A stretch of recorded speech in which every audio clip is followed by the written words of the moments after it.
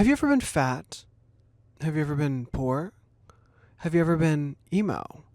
I have been all of these things in my life. In fact, some could argue, I might argue, that I am still all of those things. Even though aesthetically speaking, perhaps I'm not the most emo presenting as far as my style, I do consider myself a little bit emo, whether that be emotional, a little bit sad, or a little bit emo-esque fashion style. I definitely am overweight and I am poor. There's no way around it. So I'm here to present the question, have you guys ever been fat, poor, or emo? To you, and I'm going to tell you why. So I saw this video of this girl and I'm going to insert it now for you. If you haven't been fat, poor, and emo, you do not have the type of character development that I'm really looking for, because I feel like if you haven't been fat, poor, or emo, you haven't had to live in poverty, you haven't been bullied, you haven't been depressed, like you just don't have the lore, you don't have the dark sense of humor that people who have been through those things have. It's like one of those things, like you either got it or you don't. And fortunately for me, I've been fat, poor, and emo before, so I got it all. I got all three. So I laughed so hard when I first saw this girl's video because I don't know anything about her. I thought she was gorgeous. Her aesthetic currently caught my attention. But then I was like, you know what?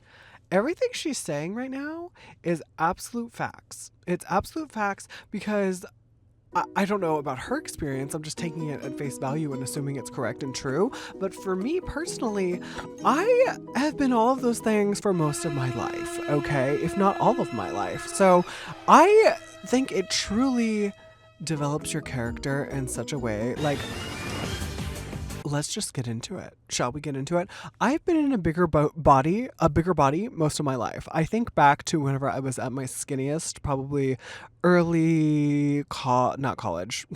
Definitely not college. My early high school life, I was at my biggest then. No, wait, what am I even saying? My early high school life, I was at my smallest in my adult-esque body. Like I had grown, I had my growth spurts, and I was like a twink basically. Like I thought I was huge. I still thought I was huge. I was a little overweight then too, but like a twink for me. You know, like I may not have been a twink, but I was a twink for me, okay? So back then, I still thought I was huge. I thought I was bigger than a bus, and it was really depressing. I was depressed and sad that I was so big, right? I've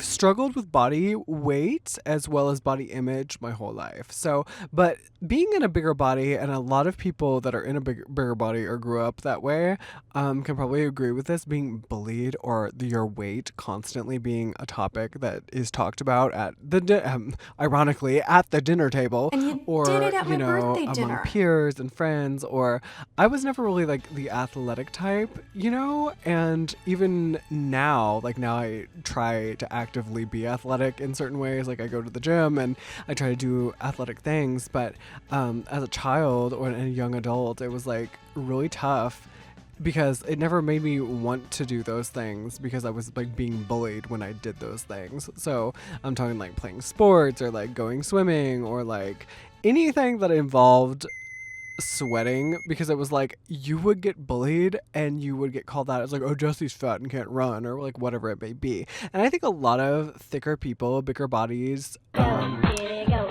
probably feel that way. I would be interested to know what you guys think. So let me know in the comment section down below, because that was my experience. It was like, Jesse can't run. Literally, someone who I actually am friends with, this person, they told me that I run like Godzilla. That was a humbling moment for me. So yes, I would check fat off of the checklist, not because I don't have any, but because I've been fat my whole life. Hey, fat. Sudden death, go! Hey, fatties. How are my fatties? If you're fat, blow up the chat if you're fat. Hey! Yay! Yeah. So, fat. I have been poor. You know, being poor is not fun. It's not great. You know, people are like, just do better. I've gotten a lot of hate comments recently that keep telling me to get surged up, but in straight words. So basically, I'm fat and ugly and need surgery, right? So, and I would love to do this, actually. So like this video because I would like to be able to afford to get surged up. Thank you. Brought to you by Jesse Vesper Nation.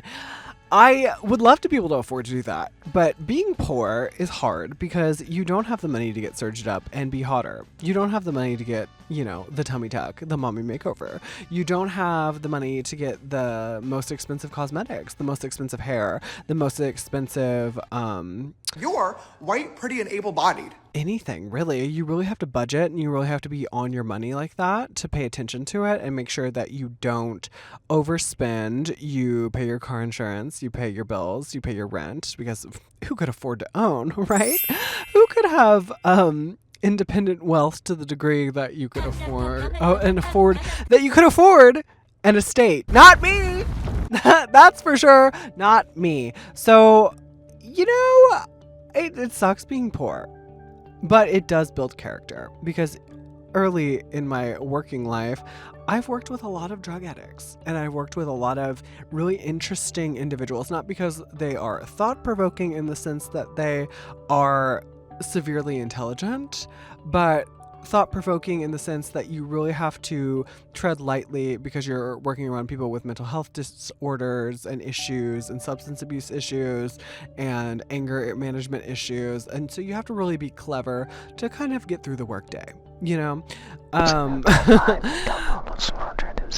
kind of scary, but it's fine. So I've done a lot of that over the years, and then also to now it's still working in the public for a wage that really isn't livable, and you really have to save and hustle and do side hustles and gigs and whatever to be able to survive. Being poor also builds character in that way, because you have to learn how to talk to people and deal with people and to really work your way up. And I'm not much of a butt kisser, guys, in the workforce. So when it comes to things like getting a promotion for kissing booty in that way, I can't do it because you guys know me. You guys know that I'm too real. I'm just too real. Everybody's always said that. You're like, Jesse, you're too real. Seriously, get a filter. You're too real, get surged up. We need a little less real. You know what I'm saying? So I feel like I'm too much of a, how to say this nicely? A bitch to be able to kiss ass to the degree that I get a promotion. So I do my job. I'm a hard worker at every job I've ever been at, but it's I don't have it in me to play the politics of it. I'm talking to you like this. I'm talking to you like this, and I'm a little more professional, of course, at work. However, do you expect the truth to be censored from me? I'm not going to censor the truth from you. That is one thing about me. I will remain silent, but if I am asked for the truth, the Bible says the truth will set you free. I don't necessarily believe the Bible, but I do believe in truth, and I do believe in accuracy, and I believe in staying strong and committed to the bit and to the reality. Maybe not just the bit, you really do have to remain steadfast in your beliefs and your work style, and sometimes that gets you a promotion, but usually, more often than not, in my experience with people, they don't like accountability. Most people don't like to be held accountable, even when they ask you to hold them accountable. I've noticed that people don't like to be held accountable. And for me personally, I can't say that I love to be held accountable, but it is a necessary evil to get places in life. And I also think that accountability from your friends and things, friends, family, bosses, I think that is important. So does that still make me poor and a brokey? Maybe, but I'm rich in love. So hit my line, okay? Now, about being emo, I feel like that is also a... You getting unfollowed and possibly blocked. Ooh, I'm processing out some trauma. That is a character development. That's a character development thing right there. You will develop character by being emo because you will be bullied. Now, if we're talking about aesthetically presenting emos, we're talking about scene emo, yeah, I've definitely known a lot of emos over the years, especially in early life, and those were fierce. They were very fierce. But to be emo on the inside, and at that time of my life when I was younger, I wasn't allowed to present as emo because I was very right-wing conservative adjacent because of my upbringing, and also just fashion wasn't a word that my family knew. And to try to wear what you wanted at that time was just not happening. You know, my parents were not letting that happen. Like I've said before that I used to spray dye my hair when I left the house sometimes because I wanted to dye my hair so much, and that was just wasn't allowed at my house. So things like that are like just like where my upbringing was so different from people, but I was emo on the inside, and like I was listening to Jeffree Star and, you know, My Chemical Romance and freaking Ronnie Radke, and just like probably things I shouldn't have been listening to and watching as well, but like it really did help form my emo-ness, my sadness, you know. And I'm not idolizing being emo, but I do think it has definitely influenced my current music tastes as well as my fashion today. Not just today, but in general, because I love alternative fashion, and I love alternative music. I love the alt style, the alt subcultures. I love whenever people step outside the norm, not just to step outside, but to be yourself. Like if you are wearing something or doing something for attention, that's a little bit different versus, you know, doing it because I like my hair to be black and full of extensions and, you know, flat ironed to the point that it's falling out. You know, like there's one, like, I just think it's so iconic. It's like you are committing to the look. And I know there's different levels of this, and there's different people that do different things for different reasons, and attention is fine and whatever, but like good attention, bad attention, whatever. But I think that like at a young age, being different, people really like to smother you with hate. And even now you see this on the internet. You see that being different or being loud or stating your opinions and facts, those aren't words, stating your opinions as facts and putting yourself out there into the ether, people will come for you, and not in a good way. So I just think that being fat, being broke, and being emo are character development processes that most people have to go through in life. First of all, we have a butcher knife. Right, ladies? Is that okay? Is that okay with you guys? Is it okay? Maybe it's not okay, but it is my reality. So take it from one fattie, one brokey, and one emo-y to another. That I hope you guys are thriving. And I don't know, is being fat, poor, or emo bad?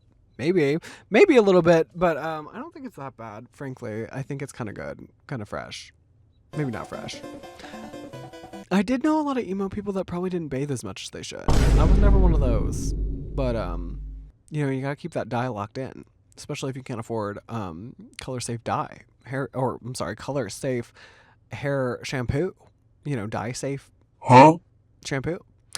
I'm gonna go now. But if you're fat, I still love you. If you're broke, like this video.